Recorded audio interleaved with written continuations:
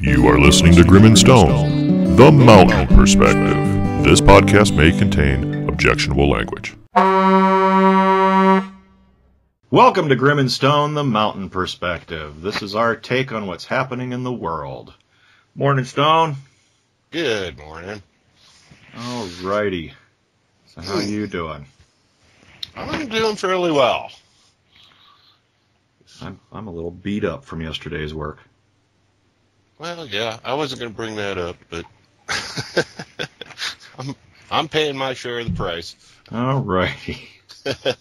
Teach us to think we can actually get out there and do something. Yeah. All right. Well, hey, we got a new pope. Yeah, I heard. Yes. Go ahead. A rather unique pope. Yes. Pope Francis I, an Argentinian, and he's the first Jesuit pope. Actually, the first pope in 1,200 years who was not born in Europe. Well, that could be a good thing. I think it is. And the Jesuits, they're referred to as God's Marines. I went to 12 years of Catholic school, and whenever we had a Jesuit, be it a priest or a brother, you did not mess with them. The Jesuits were the ones who would jack your ass up on the wall and beat you down if you needed it. So, I think I might have met a few of those. Yeah, your regular priests and nuns, they, not Sister Mary discipline and her iron ruler, that kind of thing. But the Jesuits, you didn't mess with the Jesuits. They were pretty hardcore. But now this guy is kind of cool, though. He was like the dude in Argentina. Mm-hmm. Or Argentina. Jesus. Wow. I didn't even talk this morning. Anyway, yeah, he was like the main dude in Argentina. And he did not live in the mansion that they had for him. He had a small apartment that was heated with a tiny stove and took public transportation instead of being, chauffeured around and all of that.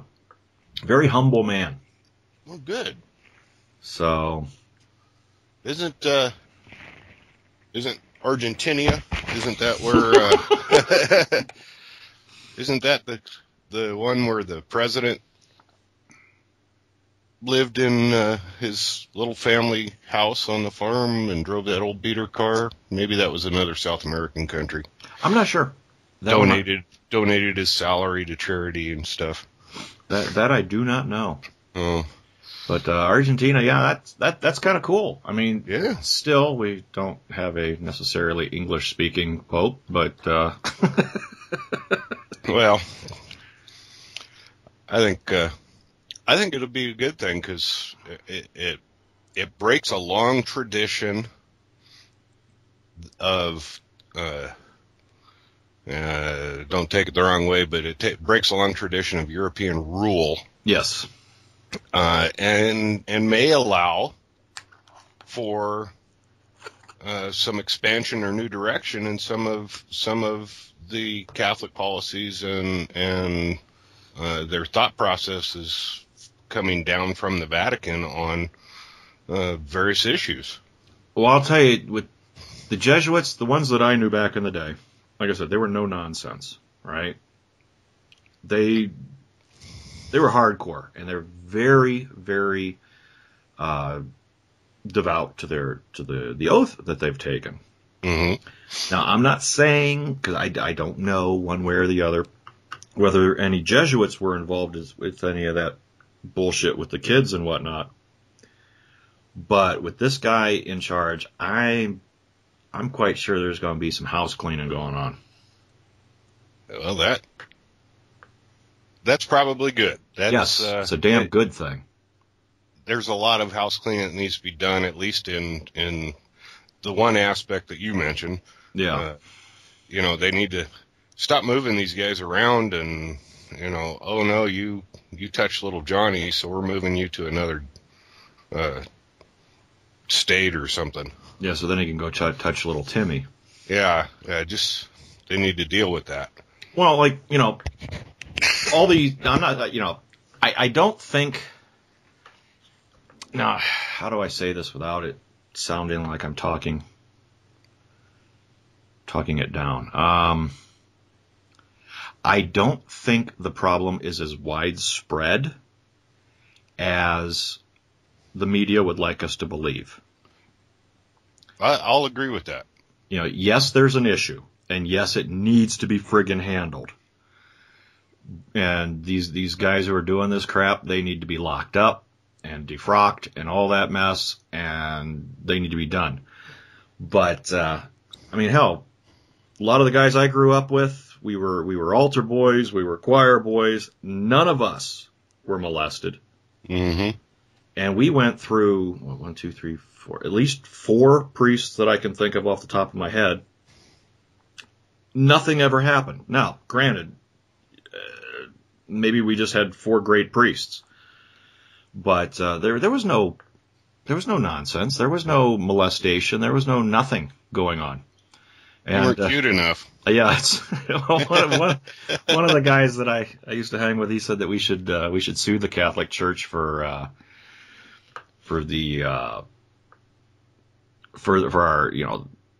what the hell's the word, defamation to our character and whatnot, because we weren't attractive enough to pull a priest.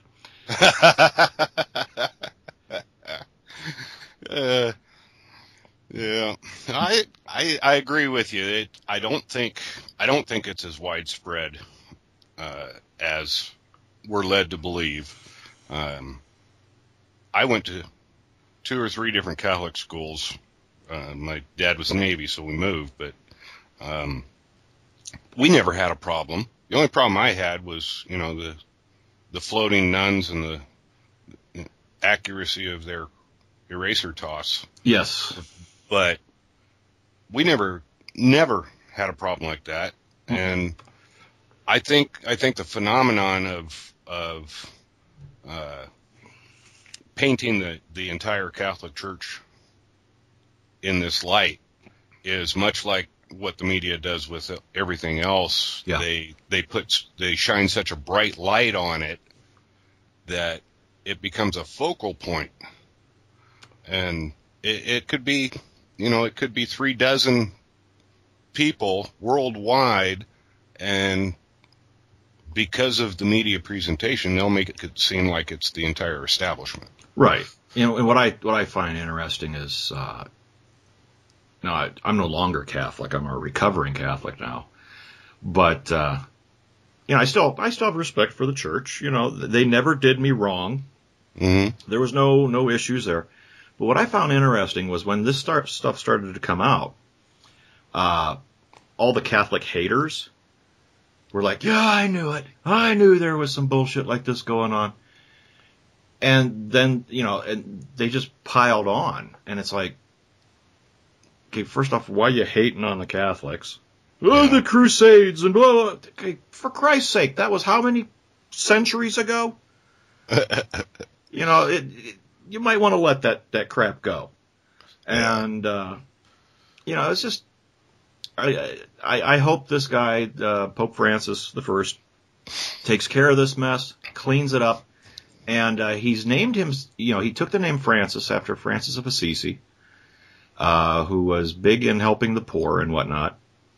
And what I find interesting is there's a crucifix, supposedly, that talked to St. Francis and told him to rebuild the church.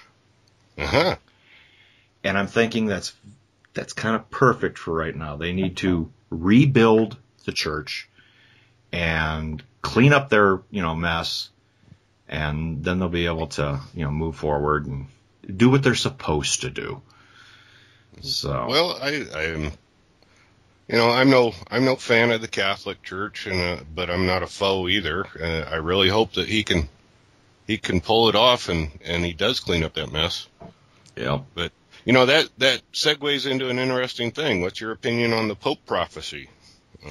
I read the Pope prophecy, and because that became a big deal, and supposedly after this was supposed to be the last pope or whatever. Mm-hmm. But when you read the Pope prophecy, it's so vague, throughout. And I mean, what's funny is as you're reading it, it says, proponents of the Pope prophecy have linked this Pope with this prediction because blah, blah, blah, some weird vagary, and, and then I love it where after, Benedict, next is supposed to be the last Pope, Peter of Rome. Well, there's this little, clause in there that says that there may be several popes between Benedict and Peter. And it's like, wait, what? It's the Mayan calendar all over again. It's... it's just silly. I think the Pope prophecy is a bunch of hooey. Kudos to him for being selected, and best wishes in him cleaning up some of the messes. Yep, and hopefully taking the Catholic Church forward, and with him being from technically the Americas, we do tend to have different views than the Europeans, so hopefully, a lot of things change, maybe with the way they look at certain things. I mean, I read something today where the particularly North America, but some in South America, they're looking to try to get women more involved, not necessarily as nuns, but maybe as female priests. And I personally don't have a problem with that. I kind of wish that they would DX that old, you got to be celibate thing. And that was mainly done back in the day just to keep the priest from having umpteen thousand kids and having the congregation pay for all of that. Yeah.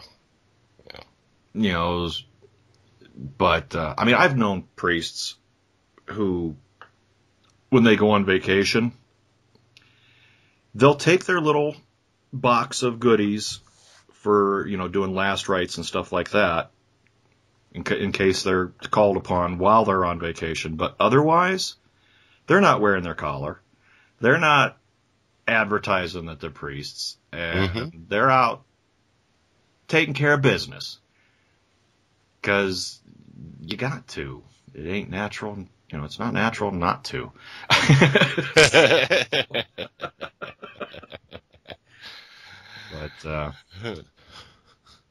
But yep. Congrats to Pope Francis I, and hope he can turn that mess around. Yep. So good on him. All right, I got a fun one for you. Okay. The headline. Now this should be in foreign news for California. Actually, I got two for our foreign news today. Okay. The first one is teacher drugs toddlers. California woman allegedly gave kids Sominex. Now this woman.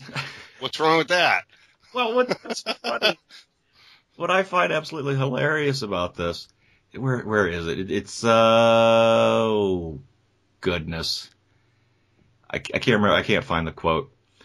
But what it boiled down to was somebody involved, being a cop or whoever, was I don't understand why she drugged the kids. And it's like, have you ever been to a friggin' preschool? I mean, it's controlled chaos at best. Yeah.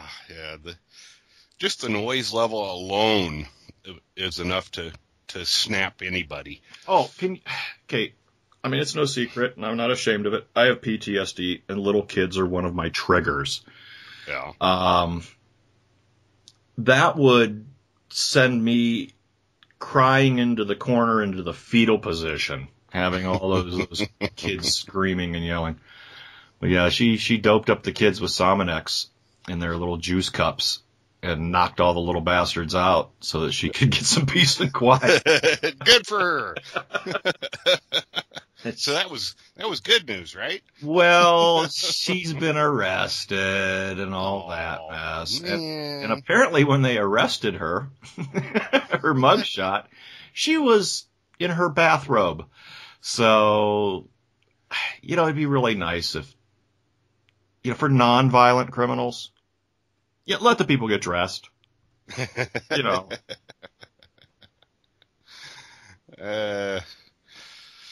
Well, I guess it's all perspective.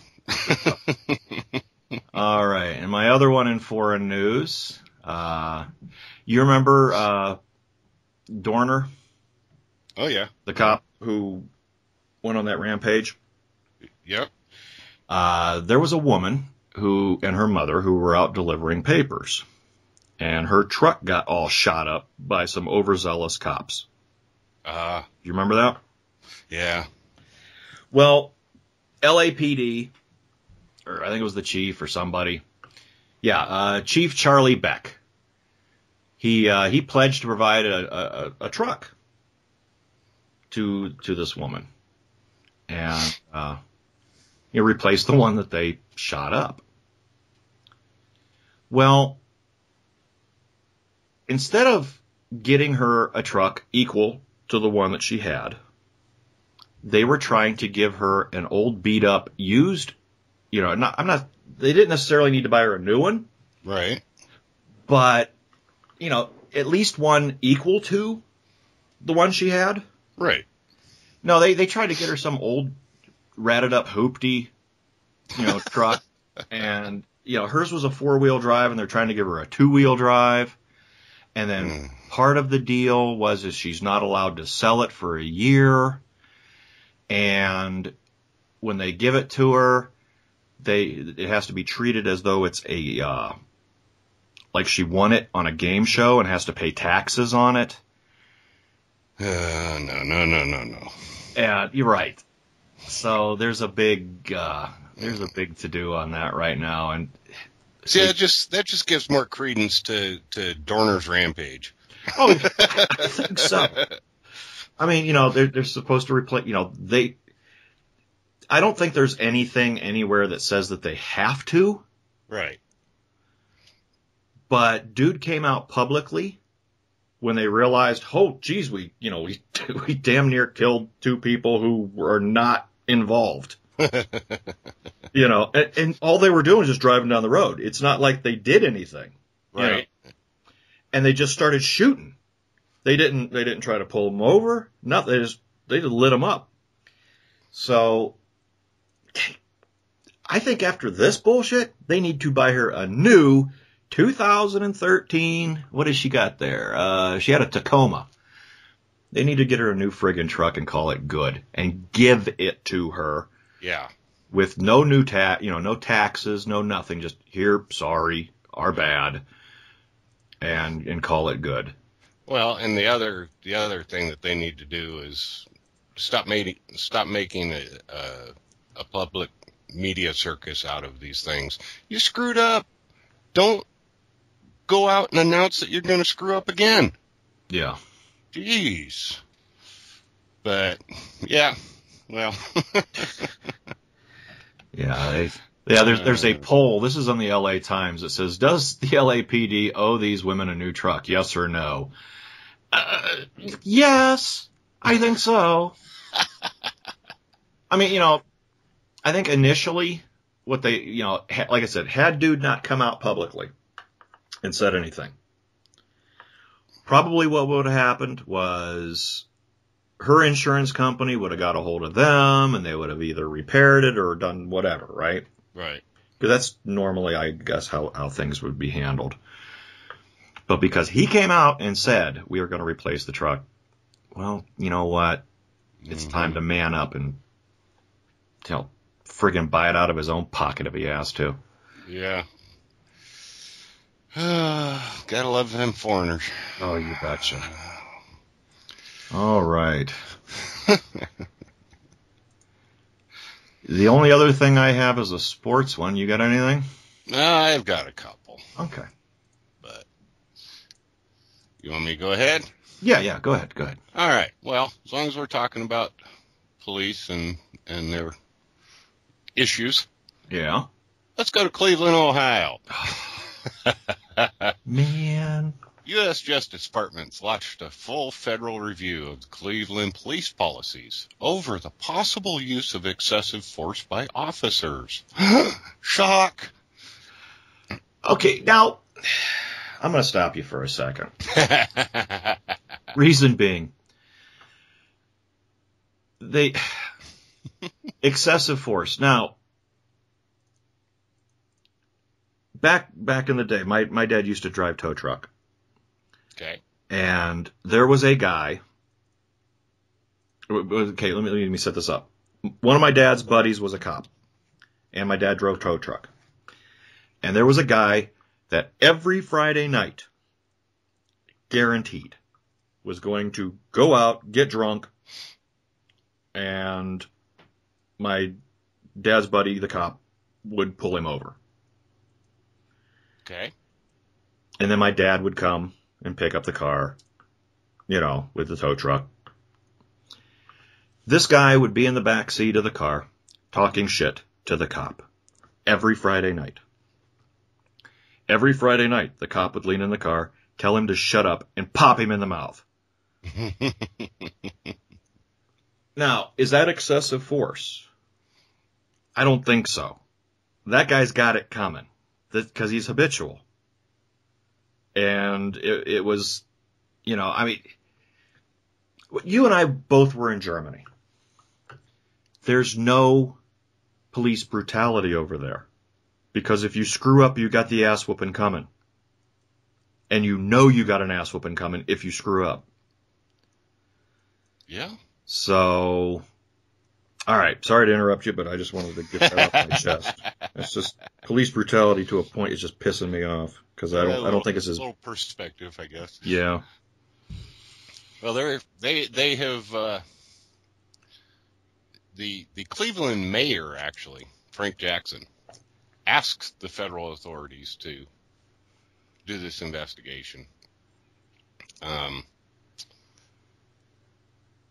It stemmed from a traffic stop in November 2012, and which escalated into a long chase, and the police firing more than 100 rounds into this car, killing the occupants.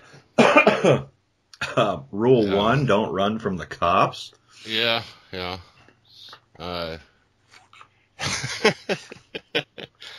But so he's asked the federal authorities to look into not only that particular instance, but a pattern of this type of behavior in Cleveland. So it's we'll wait and see what happens, but the Justice Department is going to take a look into it. That's 100 rounds is kind of excessive. However, why were the people running? Well, I'm not sure. That was more rhetorical, but it seems that I'm not sure it's actually why the initial traffic stop happened, but whoever it was decided to take off, and the cops that had originally pulled him over and other cops that the chase went past as they joined reported gunshots from the car. Oh, well, hell. Doom on them, then. Yeah, and it says here the chase ended when 13 officers fired 137 rounds into the car in less than 30 seconds. Well, yeah. You shoot at me, I'm gonna return fire. Yeah. It goes two ways. the argument over excessive force goes two different directions. But when you're being shot at, what is excessive force in response? I'm going to light you up. I'm going to light you up. Yeah. Okay, you and I both have made it 47 years, and neither one of us has been arrested. Yeah. I'm not saying that we've been saints, but we haven't done anything to bring the cops down on us. And I don't plan on doing anything to bring the cops down on us. I don't, and I've had a pretty full life. I don't understand why these people feel the need to shoot at cops and do all this other crap. Yeah, most of the responses is, who's going to investigate the Justice Department? That's a whole nother issue. That's a whole nother issue. Get into. Going further out into the big bad world, let's go over to North Carolina. Uh-oh. North Carolina is, you've heard of the deferred prosecution for what they're calling undocumented immigrants. Now, the majority of deferred prosecution is aimed at these undocumented immigrants that were brought here when their parents came across the border illegally, and they were little kids. Okay. So, they came over when they were 1, 2, 3, whatever, little kids. They didn't really know that they were doing anything illegal. They didn't participate in an illegal activity. They were drug along. Yeah. But they're still illegals. Right. Now, North Carolina, in response to this deferred prosecution for these kids, has agreed, along with 40 other states over the last few years, to start issuing driver's licenses to some of them. The ones who have gotten through deferred prosecution temporary permission to stay in the United States until their case can be heard. All right. These are the ones who have not gotten in trouble with the law and right. Okay. Right. Now, the problem that people are having is North Carolina, for these particular licenses, is going to issue a license with a dark pink strip across the top of the license that says no lawful status in big red letters.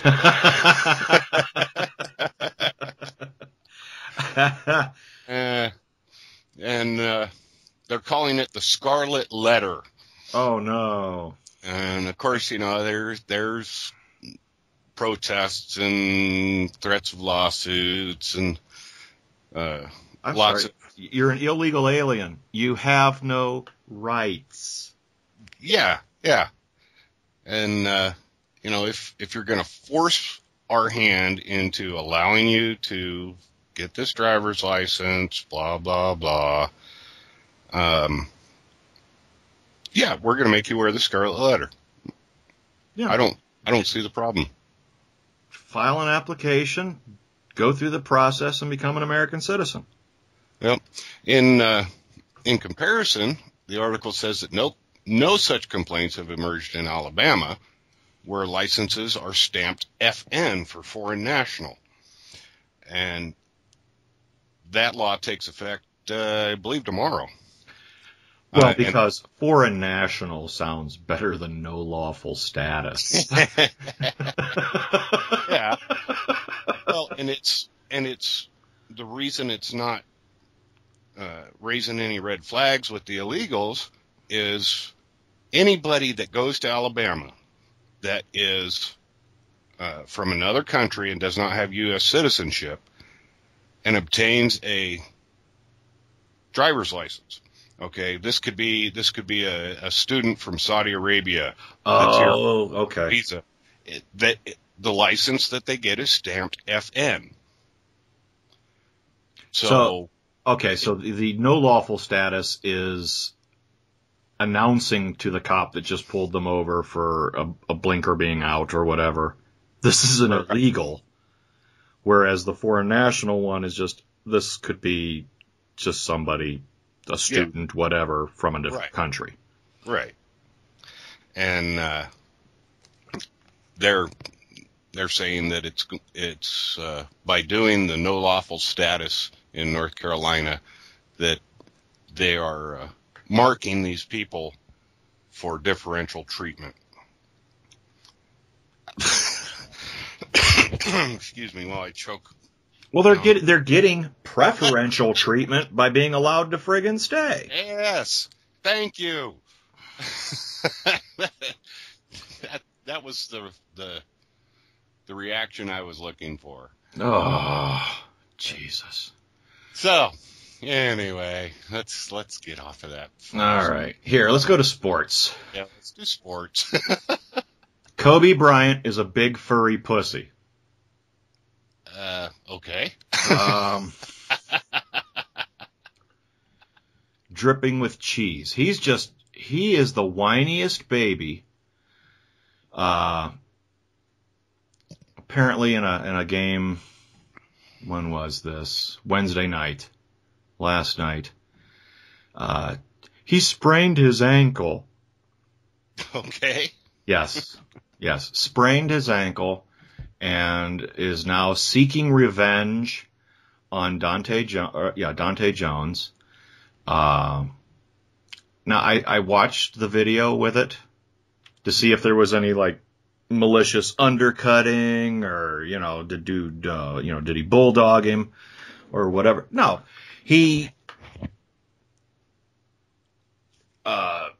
Kobe went up for the shot.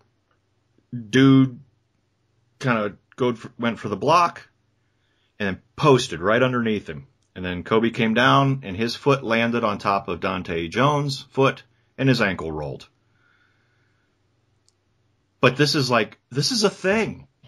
It's turned into this big thing where Kobe's just crying the blues and people are just freaking out over. It's like he sprained his ankle. It's not broken. An X-ray was done. It came back negative. He's just sprained, and he is. Oh yeah, and he's crying how he was wronged and but apparently there's some history between Jones and Bryant. So, but I just find it hilarious that this was like one of the top stories for news, and this is an indication of how far we have fallen. Yes. When that's the important thing of the day. Yeah, when that's the important sports news. Well, I think Kobe should take some time and for recovery and relaxation, and just have a quiet couple of weeks at Dennis Rodman's Summer Palace in Pyongyang, North Korea. There you go.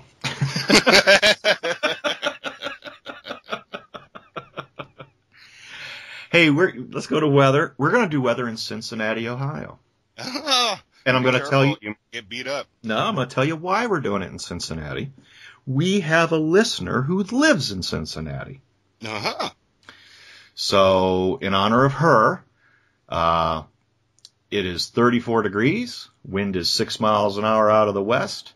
And there's a 25% chance of rain. I couldn't find humidity or dew point or anything for there, but it's a little chilly and nice little breeze, but nothing too radical, but there might get some rain. So that's for our listener from Cincinnati. All right. And when I head back to Ohio in August, I'm going to have to stop probably around Cincinnati and get me some Dixie chili. Dixie chili. Oh, it's Cincinnati style chili, and it's awesome.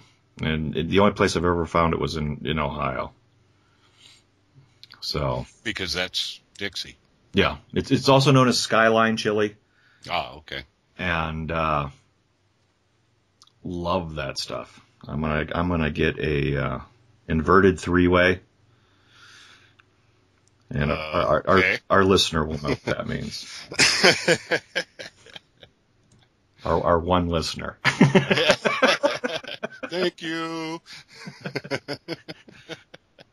But did I tell? I think I told you we have a guy who actually listens from Romania. Oh, cool. And I'm going. I think we'll have to do weather from there on Monday. So remind me, and I will look and see where he's from in Romania, and I'll try to do weather for him. There you go. So we're world famous. All right. Yes, all 5 or 6 of our listeners, and but we have one in Romania. So that was very cool. That is. Oh, so what's on the schedule today? Anything good? Well, there was some hard labor involved. I'm not sure. We were going to put up some walls. Yeah, well, there is that. Well, we got them prefabbed. All we got to do is put them up. So we'll see. All right, buddy. I think that'll do it for today. And we're already at like 37 minutes. Ooh. Goodness. It was a good show. It felt good. Went smooth. Went better than most.